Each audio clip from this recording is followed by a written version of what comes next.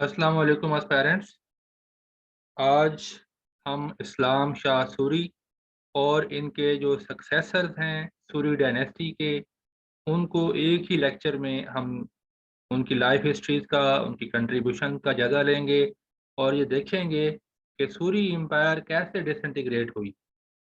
इससे पिछले लेक्चर में हमने शेर शाह सूरी की लाइफ को देखा, उनकी कंट्रीब्यूशन को देखा, और अब हम इस लेक्चर में उनके जो सक्सेसर हैं इस्लाम शाह सूरी और इनके बाद जो आने वाले सूरी हुक्मरान हैं उनकी तमाम की लाइफ का मुख्तसरन जायज़ा लेंगे, क्योंकि ये इतने सिग्निफिकेंट हुक्मरान नहीं थे। शेर शाह सूरी ही वाहिद हुक्मरान गुजरे हैं सूरी डायनेस्टी के जो कि काफ़ी सिग्निफिकेंट थे। इसके बाद उनके आने वाले जो हुक्मरान थे, जो रूलर्स थे, इतने ज़्यादा एफिशिएंट नहीं थे। आपस के इख्तिलाफात की वजह से और पर्सनल वीकनेसेस की वजह से वो सल्तनत जो है वो हाथ से धो बैठे और दोबारा हुमायूं यानी मुग़ल का रिवाइवल हो गया और सूरी एम्पायर जो है वो 15 सालों में ही ख़त्म हो गई। यानी शेर शाह सूरी की वफ़ात के 10 साल बाद सूरी एम्पायर जो है वो डिज़ाल्व हो गई। इस्लाम शाह सूरी ये है ओवरऑल जो उस टाइम का स्केच है। हुमायूं के बाद सूरी एम्पायर एस्टैब्लिश होती है 1540 में। 1545 तक शेर शाह सूरी रूल करते हैं। उसके बाद जो ये 10 साल हैं 1545 से लेकर 1555 तक, बेसिकली हम इन 10 सालों का जायज़ा इस लेक्चर में लेंगे। ये हैं सूरी एम्पायर के जो रूलर्स हैं, इस्लाम शाह सूरी, फ़िरोज़ शाह सूरी, मोहम्मद आदिल शाह, इब्राहिम शाह सूरी, सिकंदर शाह सूरी और आदिल शाह सूरी। इसमें एक ख़ास बात ये है कि मोहम्मद आदिल शाह वो लास्ट सूरी रूलर थे जिनके बाद जो सूरी एम्पायर थी वो डिसयूनाइट हो गई, वो डिसइंटीग्रेट हो गई और ये मुख्तलिफ़ इलाकों में मुख्तलिफ़ सूरी हुक्मरानों की जो इक़्तिदार था वो कायम हो गया। और इसी बात का फ़ायदा उठाया फिर बाद में हुमायूं और अकबर ने, जो मुग़ल फ़ोर्सेस थी उन्होंने आहिस्ता-आहिस्ता फिर कब्ज़े करना शुरू कर दिए और मुग़ल सल्तनत का रिवाइवल हुआ।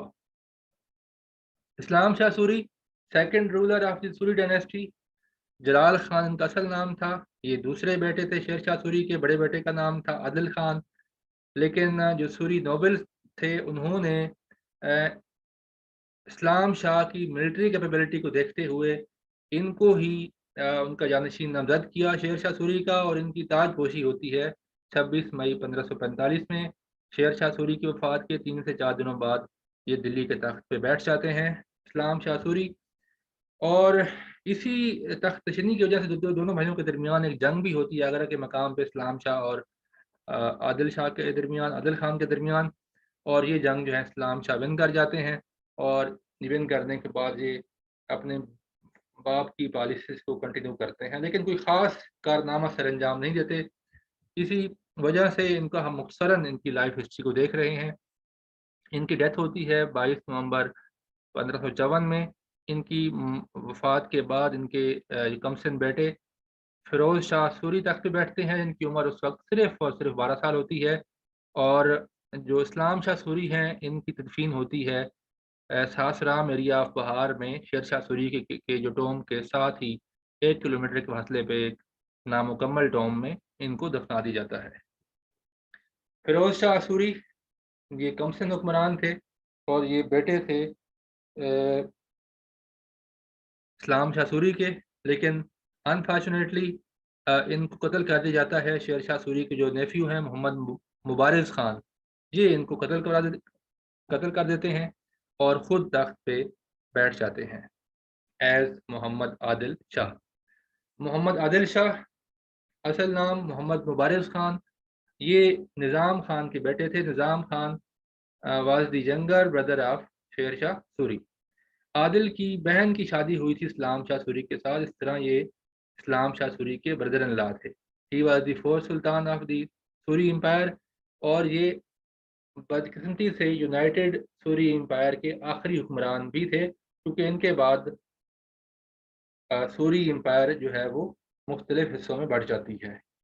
ये हीमो को अपना वज़ीर मुकर्रर करते हैं। हीमो की लाइफ हिस्ट्री का हम जायजा लेंगे अगले लेक्चर में। हिमो बहुत काबिल जर्नल होता है, हिंदू जर्नल होता है और बहुत इसकी फतवाहत हैं। कहा जाता है कि ये हिस्ट्री में 22 लगातार जंगों में फातेह रहा था और इसने मुगल फोर्सेस को भी काफ़ी टफ टाइम दिया था। तो हिमो के ऊपर एक मुख्तसरन लेक्चर हम देंगे क्योंकि ये काफ़ी सिग्निफिकेंट है एग्जामिनेशन पॉइंट ऑफ व्यू के लिहाज से। तो खास इतना इस पे इसका नाम नहीं मिलता, लेकिन इसकी कंट्रीब्यूशन काफ़ी ज़्यादा है। He was a very intelligent military commander. 1555 में आदिल का जो ब्रदर इन लॉ है इब्राहिम शाह सूरी, वो रिवोल्ट कर जाता है। उस टाइम वो आगरा का गवर्नर होता है। आदिल शाह इसमें हार जाते हैं और इसी मौके पे सूरी एम्पायर डिसइंटीग्रेट कर जाती है। दिल्ली और आगरा जो हैं वो इब्राहिम शाह सूरी के अंदर आ जाते हैं और आगरा और बिहार के दरमियान कुछ टेरिटरीज जो हैं वो आदिल शाह के पास आ जाती हैं।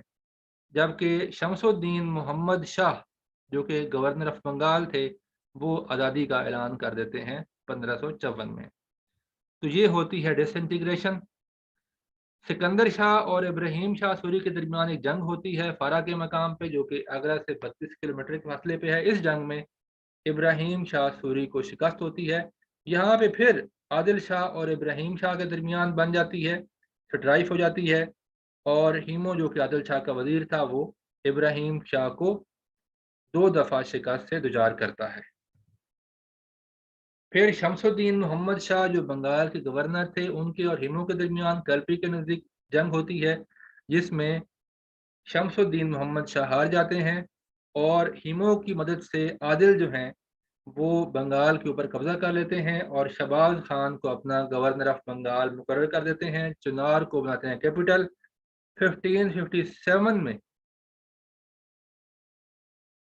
आदिल शाह को शिकस्त होती है बंगाल के सुल्तान खिजर खान सूरी से। याद रहे कि खिजर खान सूरी जो हैं वो शमसुद्दीन मोहम्मद शाह के बेटे थे और ये जंग करते हैं मोहम्मद आदिल शाह के साथ। इस जंग में मोहम्मद आदिल शाह की शिकस्त होती है और वो कत्ल हो जाते हैं। यहाँ पे मोहम्मद आदिल शाह का खात्मा होता है। इसके बाद इब्राहिम शाह सूरी जो कि ब्रदर इन लॉ थे आदिल शाह के, ये मैंने जिक्र किया इस रिवोल्ट का। इब्राहिम शाह सूरी रिवोल्ट करते हैं, उस टाइम ये आगरा के गवर्नर होते हैं आदिल शाह के खिलाफ और आदिल शाह को शिकस्त होती है और दिल्ली का तख्त जो है इब्राहिम शाह सूरी के पास आ जाता है। इब्राहिम शाह सूरी को सिकंदर शाह सूरी शिकस्त देते हैं फारा की जंग में, जो कि आगरा से 32 किलोमीटर के फासले पे है और सिकंदर शाह सूरी जो है वो दिल्ली और आगरा को अपने कब्जे में कर लेते हैं। इब्राहिम शाह सूरी का फिर बाद में इंतकाल होता है 1567 या 68 के दौरान।